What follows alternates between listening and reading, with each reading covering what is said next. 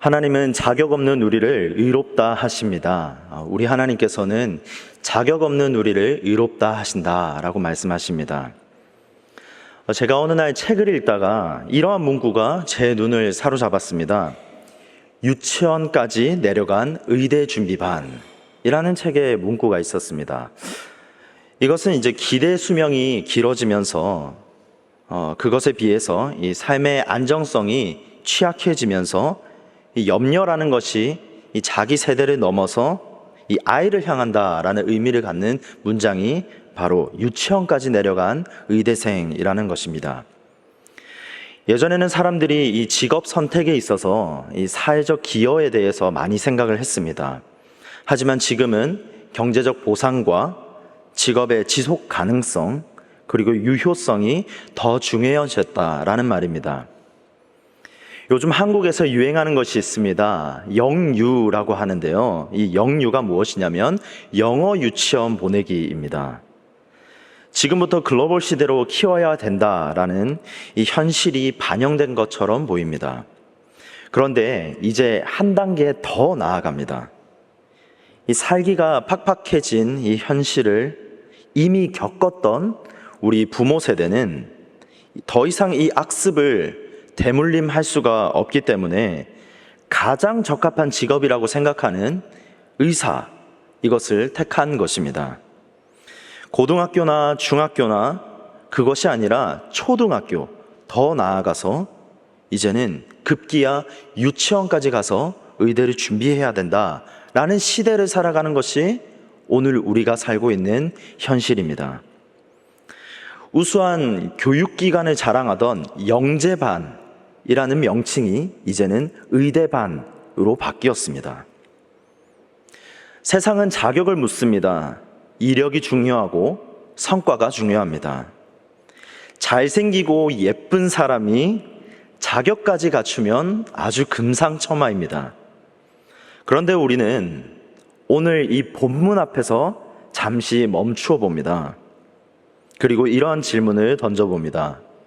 과연 우리 하나님은 자격으로 평가하실까? 오늘 본문은 자격이 있다라고 여긴 이 유대 지성인들을 향해서 말씀하고 있습니다. 로마서 4장은 이 바울이 로마서 3장에서 말한 율법 외에 하나님의 의가 나타났다라는 것을 논리적으로 이어서 설명하는 것이 바로 로마서 4장입니다. 유대의 지성인들에 대해서 논리적으로 반박하면서 유대인들아, 복음은 말이야 그것이 아니야. 복음은 무엇이냐면 우리는 자격이 없어 라고 말씀하는 것이 오늘 4장 말씀입니다. 특히 유대인들의 믿음의 조상인 아브라함이 있죠. 그 아브라함을 예를 들면서 설명을 하고 있습니다. 오늘 우리는 이 아브라함의 믿음을 통해 하나님의 은혜가 얼마나 깊고 놀라운지를 세 가지 장면을 통해서 함께 살펴보려고 합니다. 그렇다면 하나님께서 오늘 말씀에서 특별히 말씀하신 의롭다 하심은 우리에게 어떤 의미로 올까요? 먼저 첫 번째로 행위로 자랑할 수 없는 하나님의 은혜입니다. 행위로 자랑할 수 없는 하나님의 은혜라는 겁니다. 로마서 4장 2절을 보겠습니다. 보시면 만일 아브라함이 행위로서 의롭다 하심을 받았으면 자랑할 것이 있으려니와 하나님 앞에서는 없느니라 라고 기록합니다. 바울은 하나님은 한 분이시기 때문에 그 한 분이신 하나님의 그 구원의 방편이 하나님의 방법은 언제나 하나였다라는 것을 보여주고 있습니다. 그래서 로마서 3장 29절로 돌아가 보면 이렇게 기록합니다.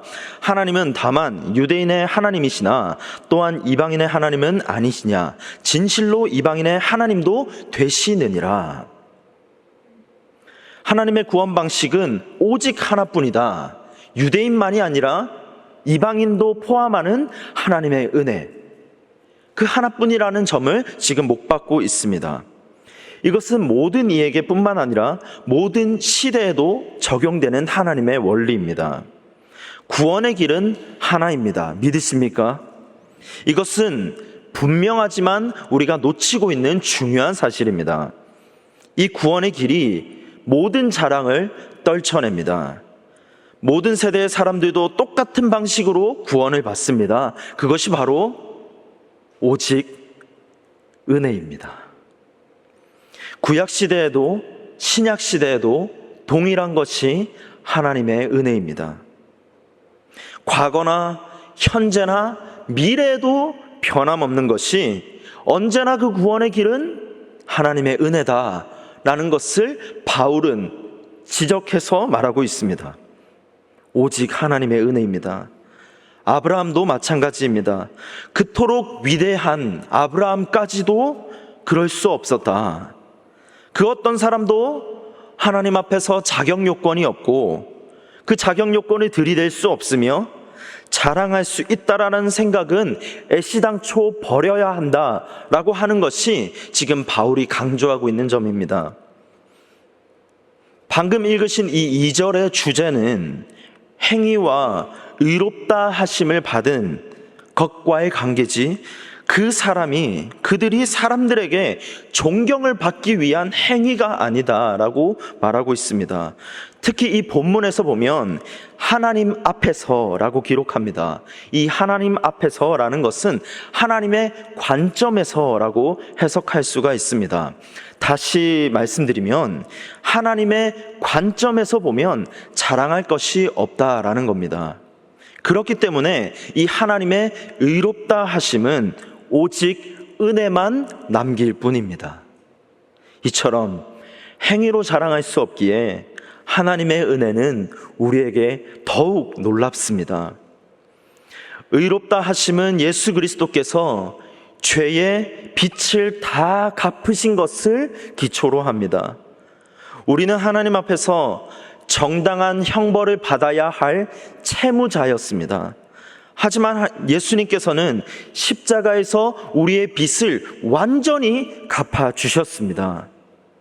그 순간부터 우리는 더 이상 채무자가 아니라 자유인이 되었습니다. 믿으십니까? 고린도전서 6장 20절은 말합니다. 값으로 산 것이 되었으니 예수 그리스도의 핏값으로 산 것이 되었으니 예수 그리스도의 핏값으로 산 것이 되었으니 우리 교회가 나 자신이 하나님의 은혜로 살아가는 줄로 믿습니다. 하나님의 은혜는 모든 자랑을 사라지게 만듭니다. 자랑이 사라지면 어떻게 되는지 아십니까? 겸손과 인격의 회복이 남습니다. 자랑할 것이 없다라는 사실을 깨닫는 순간 우리는 비로소 하나님 앞에서 겸손해집니다. 내가 아니라 내가 살아가는 것도, 내가 섬기는 것도, 내 존재 자체가 하나님의 은혜다. 그러한 고백이 우리의 인격을 더욱더 깊이 만들어갑니다. 겸손이 탄생하게 됩니다. 겸손은 자신을 하나님 앞에서 있는 그대로 보게 합니다. 은혜를 알 때 우리는 겸손해집니다. 자격 없는 나를 받아주신 하나님의 은혜에 감사하게 됩니다. 지금껏 내가 나의 의존, 자기 의존적인 존재로 살았다면 이제는 하나님을 의존하는 존재로 바뀌게 되는 것이 하나님의 은혜인 줄로 믿습니다. 겸손한 성도는 누구입니까? 내가 아니라 하나님이 하셨습니다. 내가 아니라 하나님이 하셨습니다 라는 것을 고백하는 것이 겸손한 성도인 줄로 믿습니다. 모든 공은 우리 하나님의 것입니다. 성도는 그것을 갈취하면 안 됩니다. 하나님의 은혜는 인격을 회복시킵니다. 인격은 우리 마음에 있습니다. 이나모리 가지오는 이렇게 말합니다. 마음은 곧 한 사람의 격을 뜻한다. 우리는 이를 인격이라고 부릅니다. 은혜가 인격을 변화시킵니다. 은혜를 경험하면 자랑과 함께 사라지는 것들이 있습니다. 마음의 교만으로 깨어진 인격을 바로 잡아줍니다. 거짓된 체면, 우월감, 경쟁심, 허영심이 사라집니다. 대신 우리에게 남는 것은 사랑과 존중이 싹트기 시작합니다. 빌립보서 2장 3절을 보겠습니다. 아무 일에든지 다툼이나 허영으로 하지 말고 오직 겸손한 마음으로 각각 자기보다 남을 낮게 여기고, 우리가 하나님의 은혜 때문에 자랑할 것이 없기 때문에 겸손만 남습니다. 겸손한 인격이 결국 남을 보게 만듭니다. 하나님의 은혜가 결국 배려하는 인격을 만들고 경청하는 인격을 만들고 성숙한 모습으로 회복되게 하는 줄로 믿습니다. 하나님이 창조하신 참다운 인간의 모습을 다시 되찾게 하는 것이 하나님의 의롭다 하심, 은혜인 줄로 믿습니다. 성도 여러분, 우리 지난 삶의 여정, 신앙의 여정을 한번 돌아보겠습니다. 전도하고 봉사하고 헌신했습니다. 그것도 아주 많이 했습니다. 하지만 신앙의 연수가 더해질수록 하나님의 은혜만 자랑하고 자신을 낮추는 것이 영적 품격인 줄로 믿습니다. 제가 우리 교회에서 아주 놀라운 점이 있습니다. 은퇴 없는 겸손 섬김이었습니다. 우리 사랑하는 장로님들, 권사님들, 집사님들께서 이 자신을 드러내지 않고 주님만 높이는 모습입니다. 후배들은 겸손을 배우고 하나님을 더욱 경외합니다. 보통 나이가 들고 위치가 올라가다 보면 지시형이 많이 됩니다. 이제 내가 대접받을 때가 되지 않았나 라는 유혹이 올 때가 있습니다. 그러나 하나님 나라에는 영적 은퇴가 없다라는 마음으로 식탁을 닦고 기름때를 묻히며 100도가 넘는 야외에서 땀을 뻘뻘 흘리면서 섬기는 모습을 봅니다. 돈 쓰고 마음 쓰고 에너지 쓰고 다 씁니다. 어찌 하나님이 기뻐하지 않으실까라는 생각을 할 때가 있습니다. 명예 장로님이나 은퇴 장로님이나 교회 행사가 있을 때 주방에서 앞치마를 두릅니다. 말이 아니라 삶으로의 가르침입니다. 이 모든 것의 원천이 무엇일까라는 생각을 해봤습니다. 바로 하나님의 은혜 때문입니다. 자랑할 것이 없는 나, 은혜로 나를 받아주셔서 라는 마음의 중심이 있기 때문이 아니겠습니까?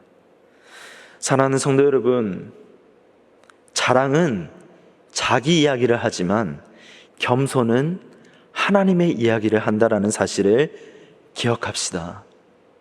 자랑보다 은혜의 간증을 많이 나눕시다. 삶에서 하나님의 이야기, 삶에서 우리에게 베풀어 주신 은혜의 삶을 나눌 때 듣는 이들의 믿음이 자라나고 모든 영광 하나님께 올려드리는 인생이 될 줄 믿습니다. 겸손한 간증이 큰 힘입니다. 우리가 내세울 수 있는 것은 우리의 자격 요건이 아니라 오직 십자가인 줄로 믿습니다. 감사와 겸손이 채워지는 인생이 됩시다. 그로 인해서 품격을 높이고 예수님의 인격을 닮아가는 모든 성도님들 되시기를 주님의 이름으로 축복합니다. 두 번째는 작은 믿음도 붙드시는 하나님의 은혜입니다. 아주 작은 믿음도 붙드시는 하나님의 은혜가 의롭다 하심입니다. 로마서 4장 3절을 읽겠습니다. 성경이 무엇을 말하느냐? 아브라함이 하나님을 믿음에 그것이 그에게 의로 여겨진 바 되었느니라. 본문에서 말하는 의는 그리스도, 예수 그리스도의 의입니다. 아브라함은 이것을 바라본 의였습니다. 왜냐하면 그것은 영원 전부터 취소시킬 수 없는 하나님의 크신 계획이었기 때문입니다. 오직 예수 그리스도만 바라보며 그를 기뻐한 사람들은 구원받은 자들입니다. 바울은 3절에서 아브라함의 믿음을 언급합니다. 아브라함의 믿음이 무엇입니까? 바라봄입니다. 하나님 약속에 대한 바라봄의 믿음이 아브라함의 믿음입니다. 대표적으로 바울은 창세기 15장 6절을 말씀합니다. 아브라함이 여호와를 믿으니 여호와께서 이를 그의 의로 여기시고 라고 기록합니다. 우리가 잘 아는 아브라함의 배경을 다시 한번 생각해 볼까요? 그는 창세기 14장에서 전쟁에서 승리합니다. 하지만 여전히 자식이 없는 상태죠. 하나님은 환상 중에 아브라함에게 말합니다. 너는 너의 지극히 큰 상급이다. 하지만 아브라함은 이렇게 반응합니다. 주 여호와여, 무엇을 내게 주시려나이까? 나는 자식이 없습니다. 하나님은 다시 말씀하십니다. 하늘의 별을 보라. 내 자손이 이와 같으리라. 그리고 창세기 15장 6절이 나옵니다. 아브라함이 여호와를 믿으니 여호와께서 그것을 의로 여기셨다라는 것입니다. 아브라함은 현실로는 불가능한 이 하나님의 약속을 믿었습니다. 아브라함이 믿은 것은 엄청난 거창한 믿음이 아니라 내 불확실한 그 현실 속에서 그 작은 믿음의 반응으로 하나님을 바라본 것입니다. 믿음이 무엇입니까? 성실, 신뢰, 충성을 뜻합니다. 인간의 측면에서는 할 수 없는 충성, 믿음을 의미합니다. 그런데 이 믿음이라는 것은 사실 바라봄입니다. 히브리서 12장 2절은 말합니다. 믿음의 주요 또 온전케 하시는 이인 예수를 바라보자. 길을 갈 때 우리가 방향만 잘 잡아도 수렁에 빠지지가 않습니다. 방향을 잘 보고 가는 것이 믿음입니다. 우리 주님께 방향을 맞추고 사는 것이 믿음이 아니겠습니까? 하나님은 우리에게 거창할 믿음을 기대하시는 것이 아닙니다. 아주 작은 믿음이라도 방향을 주님께 향하는 것을 보고 하나님께서 우리를 큰 믿음이다 라고 여겨주시는 겁니다. 에베소서 3장 17절을 보겠습니다. 믿음으로 말미암아 그리스도께서 너희 마음에 계시게 하시옵고 내가 이 마음의 방향에 계신 예수님께 맞추어 계속 바라보는 것이 믿음입니다. 또한 예수님께서는 아주 작은 이 겨자씨 믿음만을 말씀하시지 않았습니까? 마태복음 17장 20절입니다.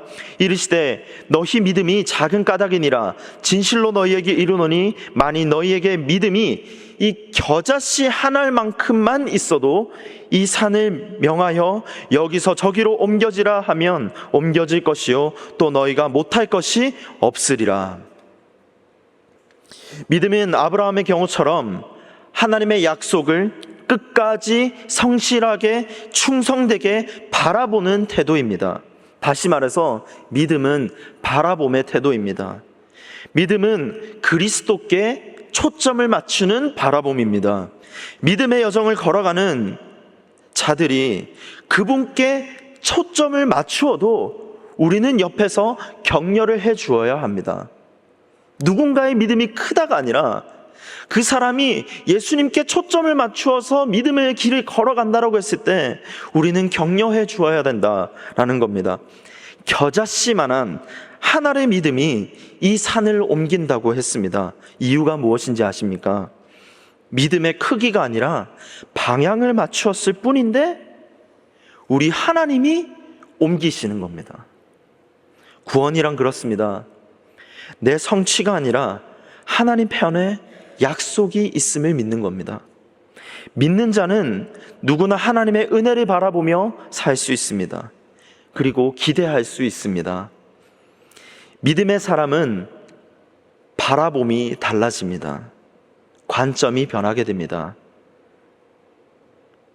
자격이 아니라 오직 하나님의 의롭다 하심으로 누구나 바라볼 수 있는 것이 하나님의 은혜 아니겠습니까? 아브라함은 작은 믿음의 소유자였습니다. 불완전한 믿음으로 한 걸음 한 걸음 걸어갔던 사람입니다. 그러나 그는 하나님을 바라보았습니다. 오직 믿음으로 산다라는 것에는 이러한 문장이 있습니다. 사람은 반복된 걸음을 통해 만들어집니다. 아브라함이 된 것은 불완전한 작은 믿음이었지만 하나님을 바라보고 걸어갔기 때문입니다. 자신의 자랑은 내려놓고 작은 믿음이지만 하나님을 바라보고 자신의 삶을 드린 한 사람이었습니다. 아브라함처럼 믿음의 삶을 실천한 한 사람이 있습니다. 영성신학자이자 목회자인 헨리 나우에는 신학을 공부하고 예일대, 하버드에서 가르쳤던 아주 석학입니다. 보장된 삶을 바탕으로 살 수 있었지만 그는 믿음은 삶이라는 철학을 갖고 아주 작은 라르시 공동체로 향합니다. 시골로 내려간 그는 지적 장애인 아담이라는 한 사람을 통해서 하나님을 발견하게 됩니다. 그 과정 속에서 하나님의 은혜를 깨닫습니다. 존재의 사랑, 무조건적인 수용, 용납, 침묵 속에서의 하나님과의 친밀함을 경험하기 시작합니다. 믿음은 강단에서 가르치는 것이 아니라 몸으로 살아내는 것을 체득하기 시작합니다. 그리고 그는 이렇게 말합니다. 나는 라르시에서 예수님의 삶을 처음으로 삶의 언어로 배웠습니다. 아담은 내 최고의 선생님입니다. 성도 여러분, 믿음은 삶입니다. 믿음은 시간을 따로 떼어 다루어야 할 어떤 구체적인 신념이 아닙니다. 믿음은 실제입니다. 인생을 걸고 위험을 감수하는 태도입니다. 아브라함에 있어서는 여호와를 믿은 것이 신념이 아니라 삶의 태도였습니다. 믿음은 어느 날에만 활성화되는 어떤 기계적인 존재가 아닙니다. 믿음은 항상 모든 것에서 없어서는 안 되는 우리의 삶이었습니다. 그래서 신학자 니제이 굽타는 신약 단어 수업에서 이렇게 말합니다. 이 믿음은 무엇이냐면 믿음은 어디를 가든 무엇을 하든 삶의 일부다. 잠을 자든 일을 하든 먹든 놀든 상관없다. 믿음을 가진 사람은 믿음으로 사는 것이다. 우리 안에 살아계신 예수님과 함께 사는 것이다. 여러분, 믿음은 가장 뛰어난 하나님의 선물인 줄로 믿습니다. 믿음은 우리 안에 살아계신 예수님과 함께 사는 것입니다. 그래서 믿음은 가장 뛰어난 선물입니다. 믿음은 살아계신 그분을 바라보며 오늘도 살아가는 것입니다. 믿음은 삶의 여정 가운데 하나님을 점점 닮아가면서 자라는 것입니다. 이 믿음은 하나님의 은혜를 통해서 예수님과 함께 그의 인생에 동참하는 것입니다. 겨자씨만한 믿음, 이것을 붙들고 오늘도 주님과 함께 한 고비 한 고비를 넘기는 것이 우리의 인생입니다. 인생의 여정 가운데 쓴맛 단맛 다 경험하고 있지 않습니까? 혹시 하나님을 믿고는 있지만 우리 마음 한켠에는 불안과 의심이 자리 잡고 있지 않습니까? 기도는 하지만 정말 하나님이 내 기도를 들으시는지 확신이 안 드는 순간들이 많지 않습니까? 하나님의 약속을 붙들려고 애쓰지만 현실은 오히려 하나님과 더 멀어지는 것과 같지 않습니까? 그러나 분명한 사실이 있습니다. 하나님은 우리의 작은 그 겨자씨만한 믿음에도 반응해 주신다라는 겁니다. 이 사실을 믿으시기 바랍니다. 하나님은 작은 믿음도 의로 여기시는 분입니다. 하나님께서는 지금 이 순간 삶의 지점에서 나의 믿음, 이 부족한 믿음도 바라보고 계신다라는 사실을 믿으시기 바랍니다. 오늘을 살아가시는 우리 성도 여러분, 우리의 작은 믿음을 붙들고 하나님으로 말미암아 이 놀라우신 하나님을 매 순간 경험하는 우리 모든 성도님들 되시기를 주님의 이름으로 축복합니다. 마지막 세 번째로, 대가 없이 베풀어 주시는 하나님의 은혜입니다. 로마서 4장 4절에서 5절입니다. 일하는 자에게는 그의 삭시 은혜로 여겨지지 아니하고 보수로 여겨지거니와 일을 아니할지라도 경건하지 아니한 자를 의롭다 하시는 이를 믿는 자에게는 그의 믿음을 의로 여기시나니. 일꾼의 품삯과 은혜의 선물을 대조하고 있습니다. 이 바울은 이 4절에서 일하는 자에게는 품삯이 은혜로 여겨지지 않고 보수로 여겨진다. 노동의 대가로 임금을 받는 것, 빚을 갚는 것은 의무라고 말하고 있습니다. 그러나 이어지는 이 5절 말씀에서는 그것이 아니라 경건하지 아니하는 자를 의롭다 하시는 자에 대해서 말합니다. 품삯의 논리와는 정반대의 이야기를 하고 있습니다. 다시 말해서 자신의 행위에 의존하지 말고 자기 자신의 경건하지 못한 이 죄인임을 인정하면서 오직 하나님께 의지하는 사람, 예수 그리스도를 믿는 사람에게 하나님께서 값없이 베풀어 주신 은혜로 말미암아 신분을 바꾸어 주시는 것을 제공해 주시는 하나님, 이것에 대해서 말하고 있습니다. 여기서 여겨지다 주목하겠습니다. 실제로 하나님은 그의 믿음을 의로 여기신다라고 말합니다. 하나님이 믿음을 보시고 의로 여기신다라는 겁니다. 믿음의 대상인 그리스도로 말미암아 의를 선물로 주신다라는 겁니다. 하나님은 자신이 한 노동의 대가를 마땅히 받아야 된다라고 하는 사람을 의롭다 하지 않으십니다. 자격 없이 받았음을 아는 자가 하나님의 은혜를 아는 자다라고 합니다. 내가 자격이 있다고 여기는 사람은 하나님의 은혜를 받지 못합니다. 그러나 반대로 하나님께 여겨지는 사람, 하나님이 여겨주시는 사람은 은혜를 받습니다. 우리는 하나님의 손으로 말미암아 그분께 여겨지는 사람이 되어야 합니다. 대가 없이 베풀어 주시는 하나님의 은혜를 아는 사람이 바로 겸손한 사람입니다. 하나님의 은혜는 어떠한 인간도 자랑할 수 없게 만듭니다. 스스로 의를 이룰 수 없는 죄인임을 깨달으면 전적인 하나님의 은혜를 경험하게 됩니다. 에베소서 2장 8절 9절입니다. 너희는 그 은혜에 의하여 믿음으로 말미암아 구원을 받았으니 이것은 너희에게서 난 것이 아니요 하나님의 선물이라. 행위에서 난 것이 아니니 이는 누구든지 자랑하지 못하게 함이라.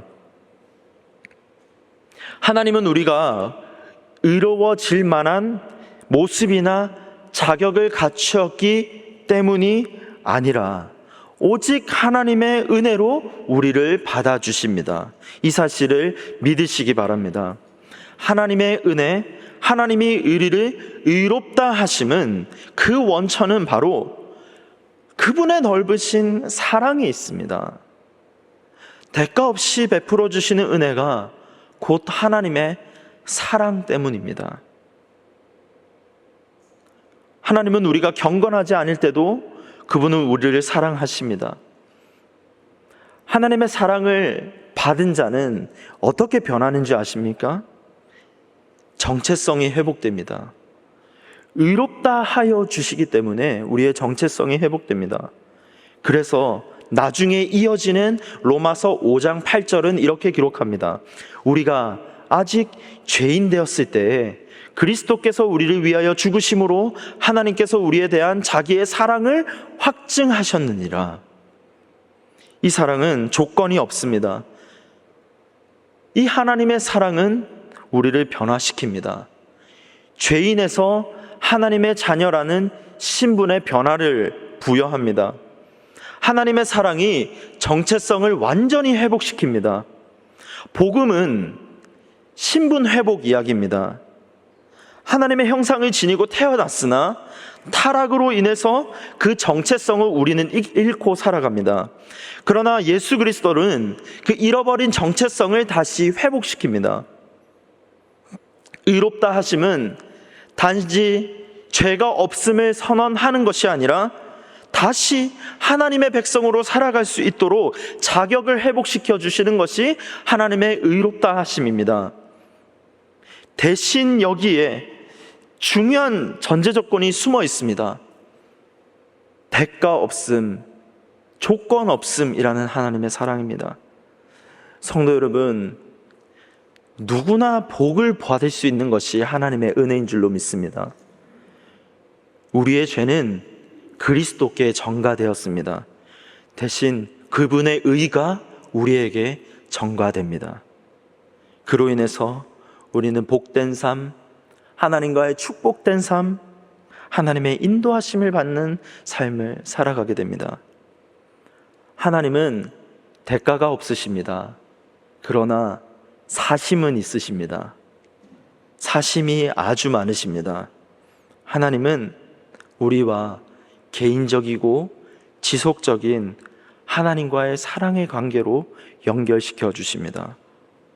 의롭다 하심은 하나님과의 올바른 관계를 정렬시켜 줍니다. 의롭게 된 자는 하나님의 은혜에 감사합니다. 이제 여기 계신 우리 성도님들께 질문하겠습니다. 하나님이 아무 대가 없이 주신 은혜에 우리의 삶은 어떻게 반응하고 살아가십니까? 은혜로 정체성을 회복한 우리는 이제 어떻게 살아가야 합니까? 하나님의 자녀라는 정체성으로 살아가시기를 바랍니다. 하나님은 우리를 다시 하나님의 자녀로 회복시켜 줍니다. 원래 우리가 살았던, 원래 우리의 창조 상태로 되돌려 주십니다. 하나님은 우리를 다시 부르십니다. 잃어버린 아들을 찾으십니다. 내 아들아, 내 딸아, 어디 갔다 이제 왔느냐? 복음은 우리가 더 나은 사람이 되라고 하지 않습니다. 복음은 우리가 다시 하나님의 자녀로 살아가라 라고 부르시는 겁니다. 하나님은 우리가 아무것도 없는 자리에도 이미 사랑하는 자로 부르십니다. 이제 더 이상 종처럼 살지 맙시다. 당당하고 용기를 내어서 삶의 어려움과 역경이 있을지라도 나는 하나님의 자녀다 라는 신분으로 살아가는 우리 모든 성도님들 되시기를 바랍니다. 용기를 내고 두려움을 도망칩시다. 대가 없이 베풀어 주시는 하나님의 은혜로 말미암아 오늘도 하나님의 자녀로 힘차게 살아가시는 모든 성도님들 되시기를 주님의 이름으로 축복합니다. 말씀을 마무리하겠습니다. 하나님의 은혜를 경험한 자는 감사로 나아갑니다. 하나님의 은혜를 경험하면 자랑은 사라집니다. 이 은혜를 믿는 자는 담대하게 살 수 있습니다. 오늘 우리 모두가 겸손하게 그리고 감사함으로 나아가는 모든 성도님들 되시기를 주님의 이름으로 축복합니다.